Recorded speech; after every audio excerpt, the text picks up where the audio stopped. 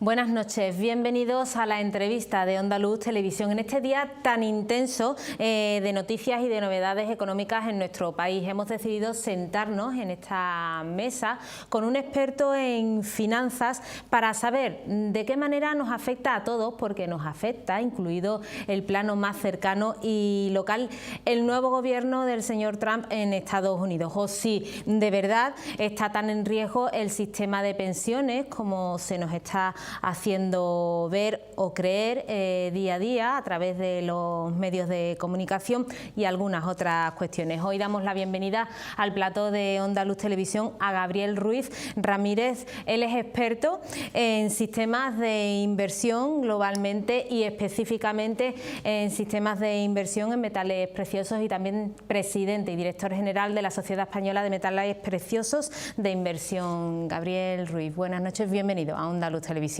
Muchas gracias. Empezamos por lo primero que hemos nombrado, si le parece, porque tenemos la creencia de que Estados Unidos y el señor Trump nos coge muy de lejos y que realmente tampoco nos va a afectar tanto en nuestro día a día. No es así, ¿no? No, desgraciadamente no es así. Nos afecta muchísimo. Muchísimo en el día a día y en todo lo que se hace. Estados Unidos es la primera potencia mundial. Y todo lo que acontezca en una potencia de esta magnitud necesariamente va a afectar al resto de naciones de la Tierra y a los ciudadanos, como es lógico. El señor Trump, bueno, pues es un señor muy atípico con respecto a lo que habitualmente se conoce como gobernante. Es un empresario con una mentalidad diferente a los políticos tradicionales y, como tú has comentado bien, pues durante su campaña pues ha dicho cosas a las que la gente les ha llamado poderosamente la atención, algunas para echarse las manos a la cabeza, otras no. Pero cierto es que cuando tome el poder en el mes de enero del próximo año, pues seguramente tomará decisiones que nos van a afectar absolutamente a todos, absolutamente a todos.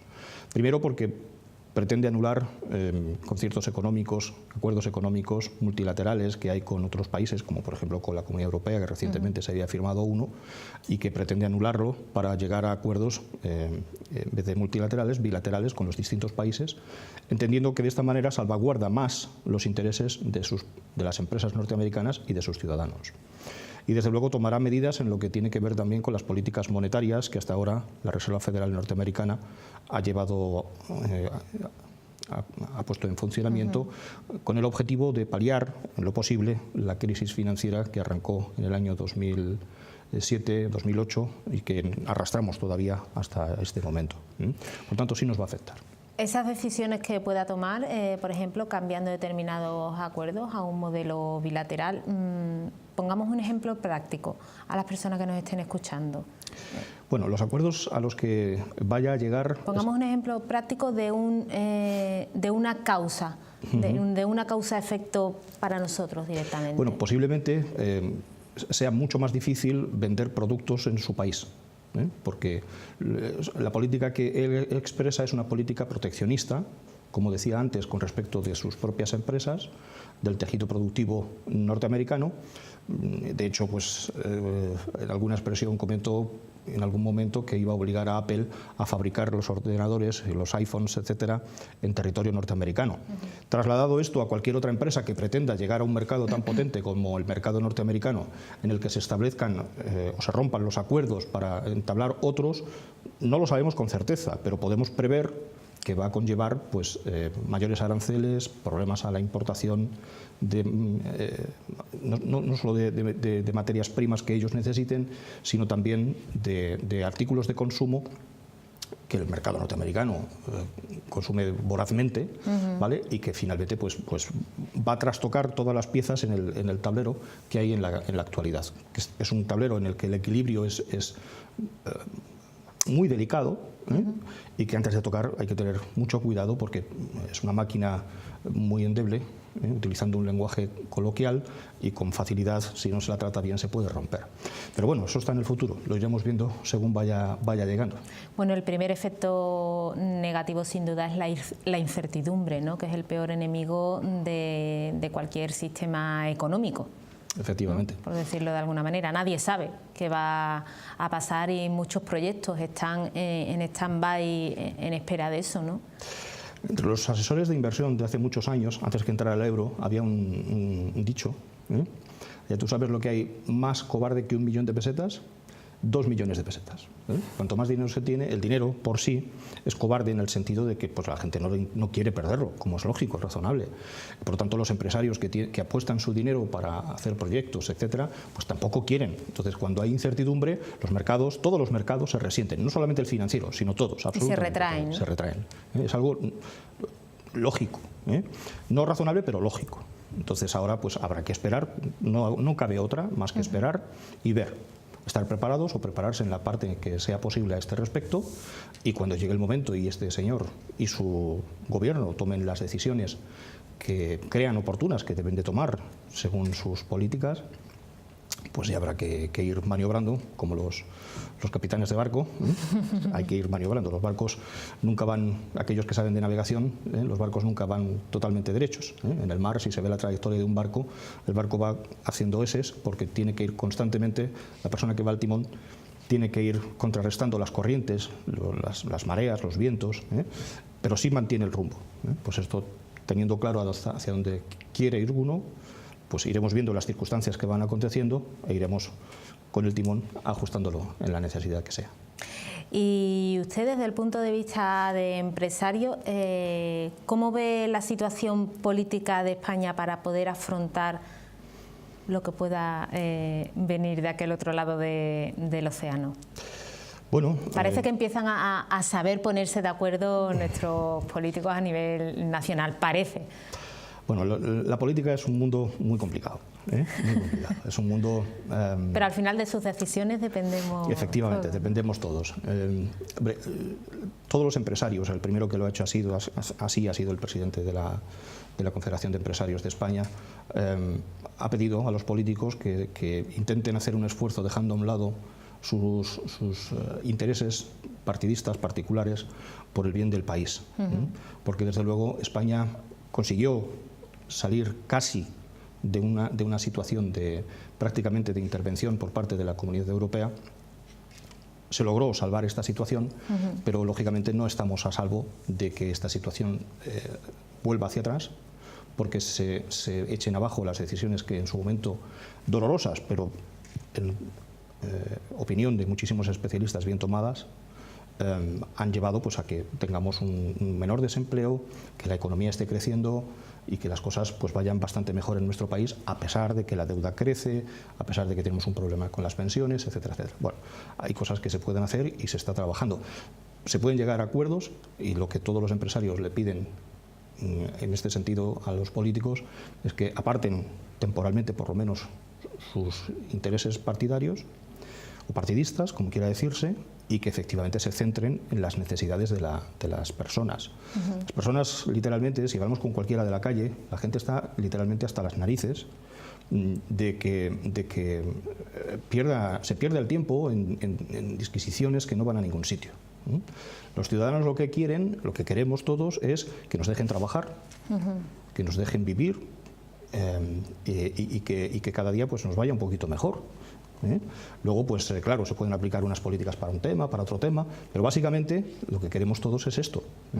Y creo que es razonable. Los empresarios que nos dejen hacer nuestro trabajo, crear empleo, con él crear riqueza, y a los ciudadanos pues, que puedan desarrollar una vida, sin truncarse porque se gana muy poco dinero, sin truncarse porque no sabe uno si dentro de 3 meses ya no va a tener empleo y no lo va a recuperar hasta dentro de 6 años.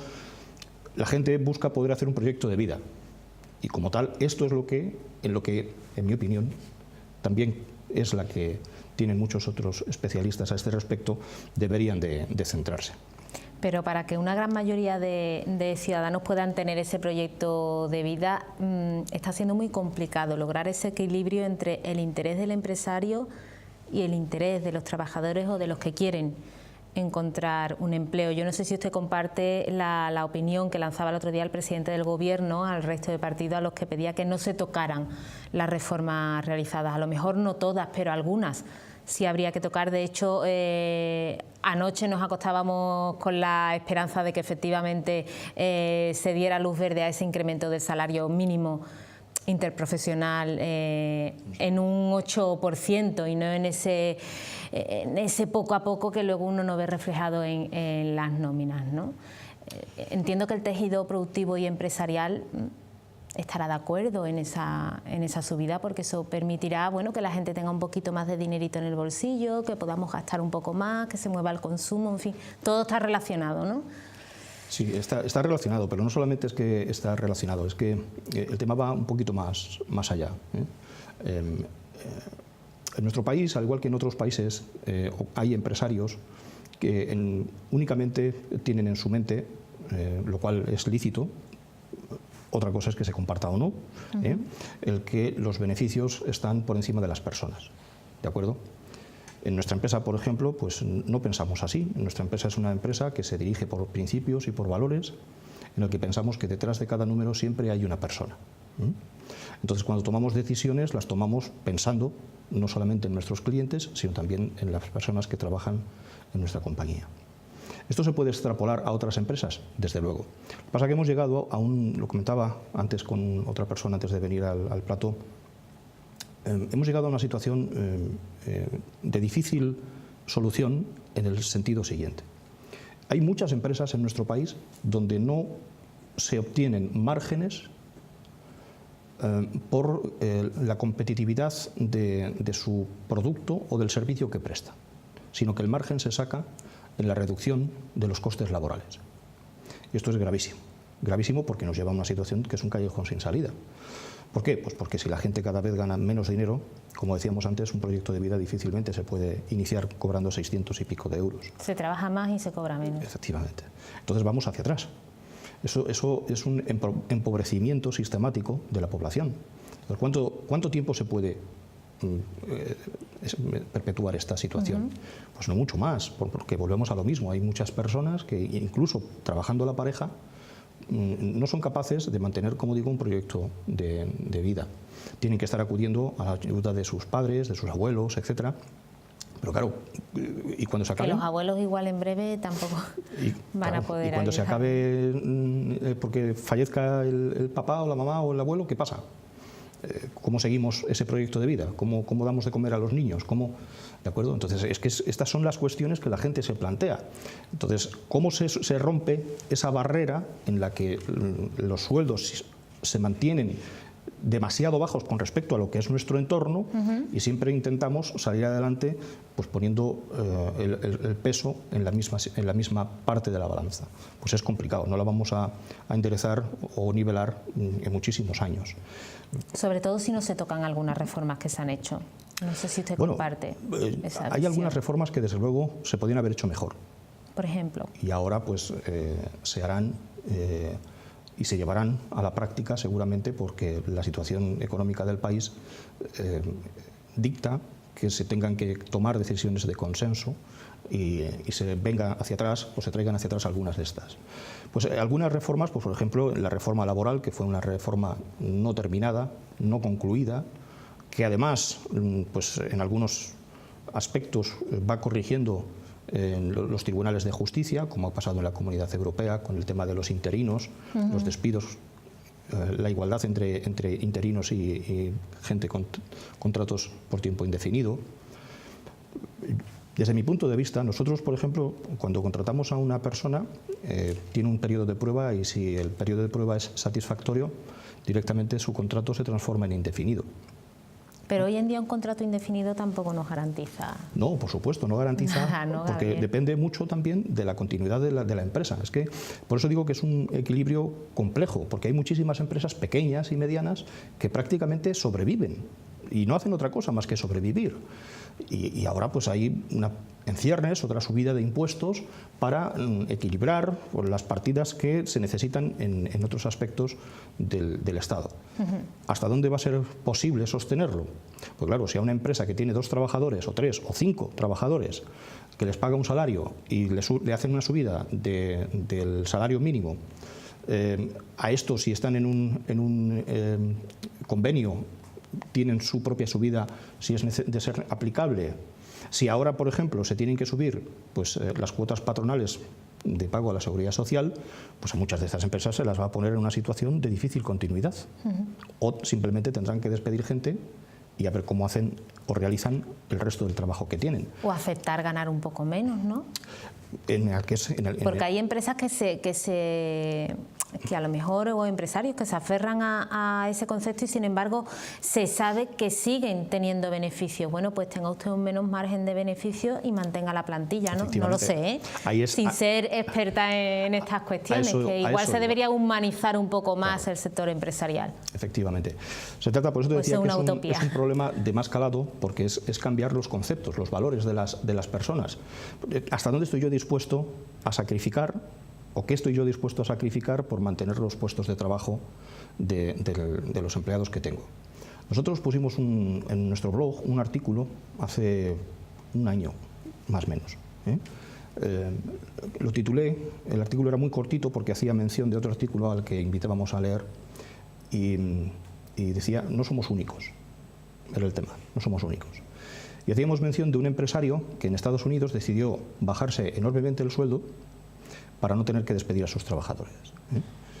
Claro. ¿Este fue el empresario al que luego los trabajadores regalaron un vehículo o algo así? Pues sí, no lo sé, no he seguido en este respecto. Creo que sí. Luego tuvo su recompensa en forma de regalo por parte de los propios trabajadores, que fueron ahorrando una parte de lo que habían percibido de más para agradecerle el gesto a su jefe, ¿no? Bueno, pues esto dice un poquito de cuál debería ser en esta situación de aquellas empresas que efectivamente sí pueden y tienen margen para hacerlo.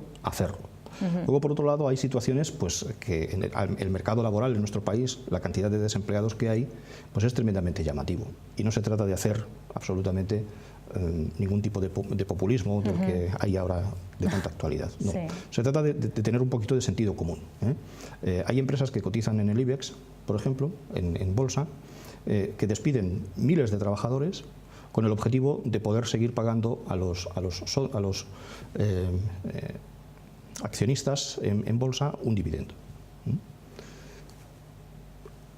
Como digo, cada uno puede hacer en su casa lo que quiera. Yo desde luego no lo comparto. A mí me parece más razonable que personas que todos los días trabajan por mantener la empresa a flote, que hacen un trabajo en muchos casos que no se ve, pero que está ahí, y no por un año ni por dos, por muchos años. Y que cuando están en la mejor época de su vida, donde su trayectoria profesional está en lo mejor, tienen todos los conocimientos, tienen toda la experiencia, lo tienen todo, se prescinde de ellos, se les prejubila con 50, con 52 años y se les aparca en un aparcamiento de elefantes, como dicen, en un cementerio de elefantes allí, hasta que le llegue su momento de empezar a cobrar su verdadera jubilación a los 65 años o 63, cuando cada uno lo haya pactado, ¿de acuerdo? Y sin embargo, pues todo esto con el objetivo de llevar los beneficios de la compañía simple y exclusivamente a los accionistas que entran en bolsa. Pero muchas veces la administración es corresponsable de esas situaciones. Claro. Vemos cómo se otorgan ayudas e incentivos a contrataciones, luego no se vigila si realmente eso se ha destinado a esa contratación o se ha hecho la contratación en primera instancia pero luego se vuelve a despedir al trabajador, luego no hay un control. Quizás ahí tendría que haber algún tipo de reforma para que... Tampoco puedes obligar a un empresario a hacer las cosas de una determinada manera, pero sí incentivar, ¿no? Sí, pero es que volvemos a lo mismo. Mira, tú puedes poner todos los incentivos que tú quieras, pero si no cambia la mentalidad...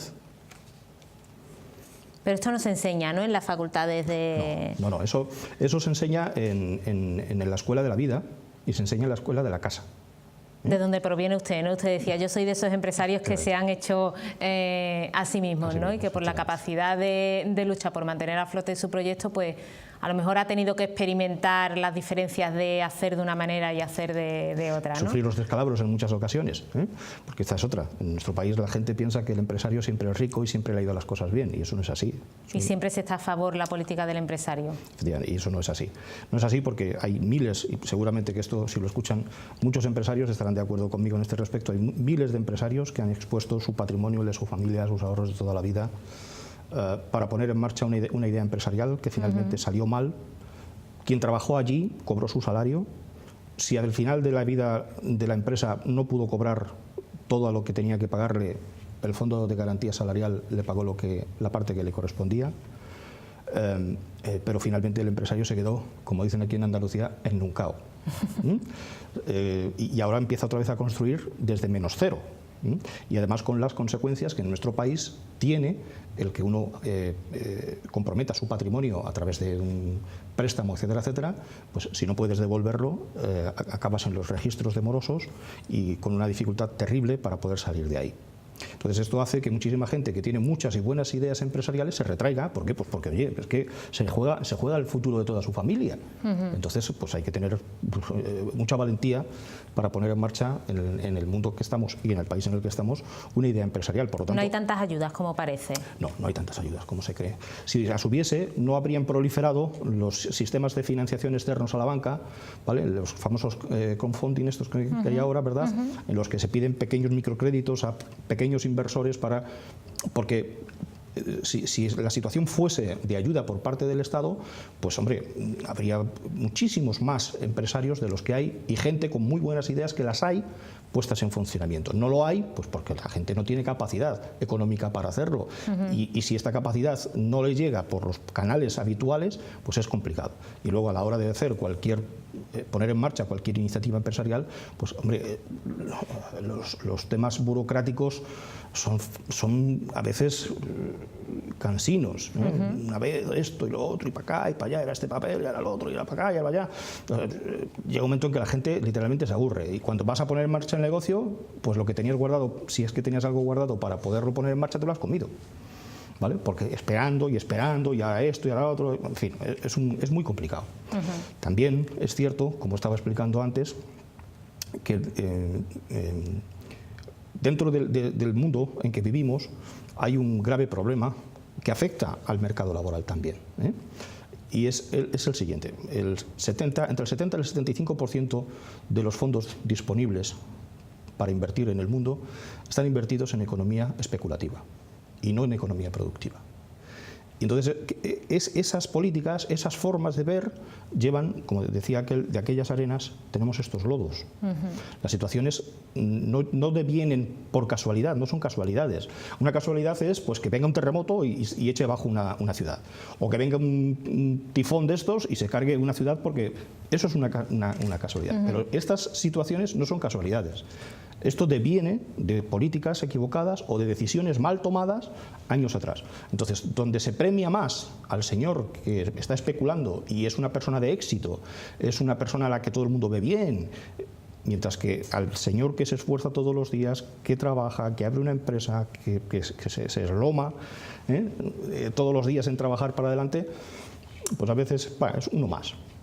Bueno, sobre todo si intenta salirse del camino de las grandes empresas del IBEX 35 y todas estas cuestiones, inventar nuevas fórmulas y, bueno, no inventarlas, sino formalizar, en el caso de ustedes, de SEMPI, quizás formalizar empresarialmente lo que nuestras abuelas defendieron siempre. Ten siempre algo de oro en casa que cuando llegue un momento de apuro te va a ayudar. Gabriel, yo le invito a que un poquito más adelante vuelva a esta casa con nuestro compañero especializado en temas económicos para que nos cuente un poco mejor en qué consiste esto de la inversión en metales preciosos, que es un mundo por descubrir, un mundo de inversión más seguro, como defienden ustedes en su página web. Pero no me gustaría que se fuese, y yo creo que una cosa está relacionada con otra. En un minuto necesitaría que me explicase de qué manera podríamos interrelacionar el interés por cambiar nuestro sistema de inversión, o si tienen ustedes un pequeño ahorro, cambiarlo de destino para intentar sobrevivir a esa hucha que está a punto de acabarse de las pensiones, que no sé si usted comparte esa visión o no. En un minuto, si es posible, bueno, con esa invitación a que regrese. Muchas gracias, será un placer. Pues voy a intentar resumir lo que necesitamos en este respecto. Desde luego tenemos un grave problema con el mundo con las pensiones. Es real. Es real porque no se trata de ideologías políticas, como ya he dicho en muchísimas ocasiones, sino que se trata de números.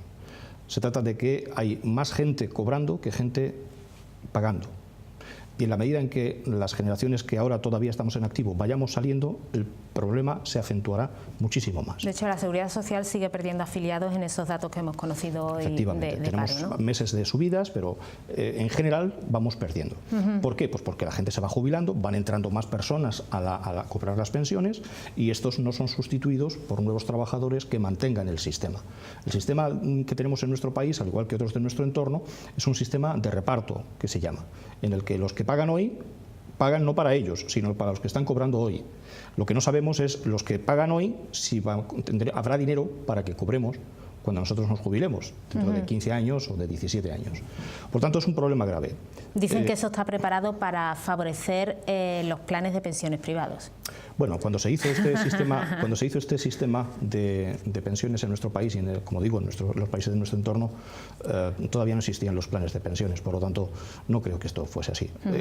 Había una situación histórica que había que resolver y se resolvió pues, de la manera que se pudo en ese momento.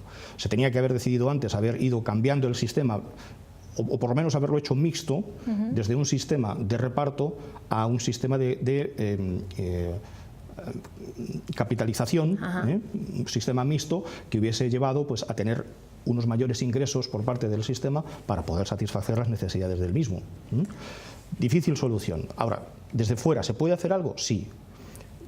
Como hablaremos seguramente en la próxima ocasión que tengamos para hablar de nuestra empresa, nos hemos quedado sin tiempo. El oro es una gran solución a esto. El oro es una gran solución, lo dejamos ahí y le invito sin duda a regresar y a contárnoslo. De todas maneras, ustedes pueden entrar en la página web de SEMPI y tienen ahí toda la información para ir pensando en ir dejando los ahorritos que ustedes tengan en algo más seguro que esos depósitos y esos fondos que no sabemos nunca dónde van y si los vamos a poder recuperar al completo. Gabriel Ruiz, muchísimas gracias por haber estado en Onda Luz Televisión. Volvemos a vernos seguro. Muy bien, muchas gracias. Gracias a ustedes por habernos seguido un día más. Buenas noches.